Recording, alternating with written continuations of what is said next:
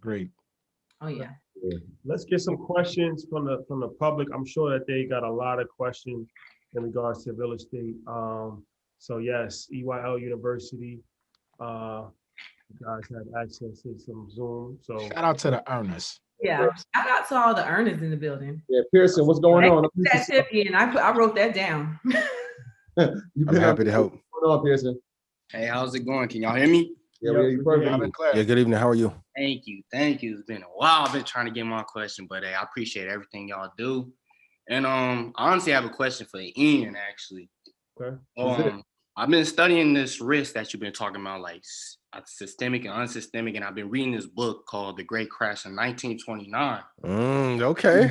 And you mentioned something about studying recessions, and I'm like, okay, let me go look at these recessions. So in 1927, Henry T. Ford shut down the plant in order to start reproducing the Model A's, if I'm not mistaken.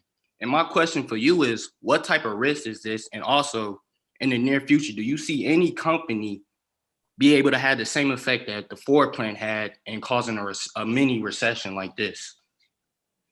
Yeah, that's a great question. Any company, technically, if this does not go well with Tesla, with what's happening in China and then being squeezed by the Chinese government, they will be the fall guy. So in the same way Bernard Madoff got blamed for the crash, he wasn't the sole person in that because he was chairman of NASDAQ. You guys can go read on that. If Tesla falls apart, and Tesla historically does drop 50% from its high, that's why it was so tough to hold it pre-Kathy. Kudos to Deborah. Like, we would buy Tesla and it, like, man, it would cut 40% in 2 months. If they do not get the stuff under control and revenue is strong enough by 2023, they will get blamed for the crash. And that will start a trickling effect. But great job on doing the research. I do think since Matt and the Queen is here, you should ask them something because it then ties into the real estate market as well. But absolutely amazing question. Then of course, if Microsoft, Apple, Google, they ever have any big issues, they will definitely, like if Apple falls apart 20%, it would destroy our economy for probably a 1 or 2 year period as well. But that won't happen. Let me ask that question, Ian. That's the first company I thought of. I'm like, it would be Apple for me. If something drastic happened to Apple, the wealthiest company in the history of our country, that as my grandmother would say, it's all over but the shouting at that point. Yeah. We're in trouble. Now Matt's it's like down goes Matt. It's like musical chairs. The last one. All right. Right. Last one is standing. We need to invest in a battery company.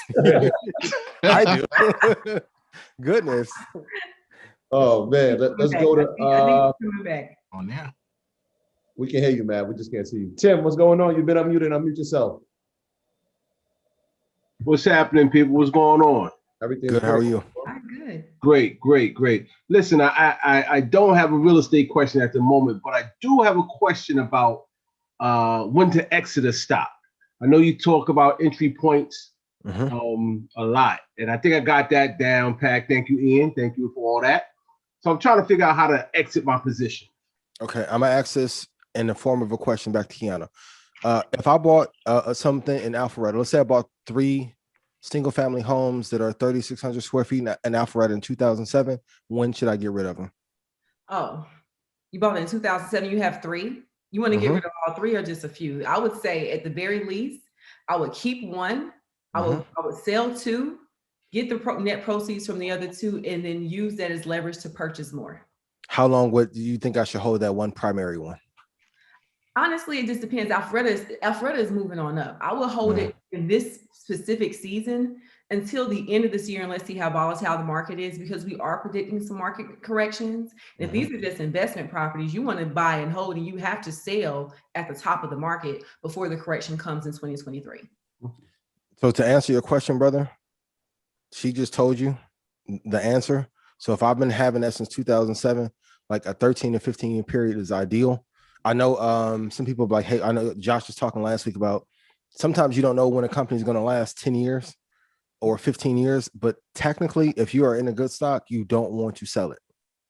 The same people in 89 and 90 and 96 was like, yo, it's over for Apple. The same articles get reprinted every 4 years. This is going to be the Coca-Cola killer. Monster beverages and good and da-da-da. Like, if you if I'm talking to you one-on-one, if you are investing in the top 20 company, I would hold it minimum 20 years. You mean to tell me you think LeBron can play 20 years, but a stock can't survive 25? No, but everybody wants to flip. But once you get to year 10 and it's still rolling, the money on the back. And that's why I always say, like, when I go back to 2005, when I was in college, in 2004, I've missed out on millions of dollars not investing $1,000 in the market in Apple. And people like, yo, I didn't have it. Y'all had refund checks. Y'all blew them on Jay just like I did in threes. And, you know, I was wearing Versace and Prada and thought I was stupid. That's what I was stupid. Had I put like, man, I would have been Donatella and Gianni right now had I put that shit in the Apple. Yeah. Why? So hold it for, if I'm talking to you one-on-one, 20 years minimum, man, if it's quality. Wow. Okay. Appreciate you, Tim. Right, if it's a trash company, 366 days. Yeah, long term.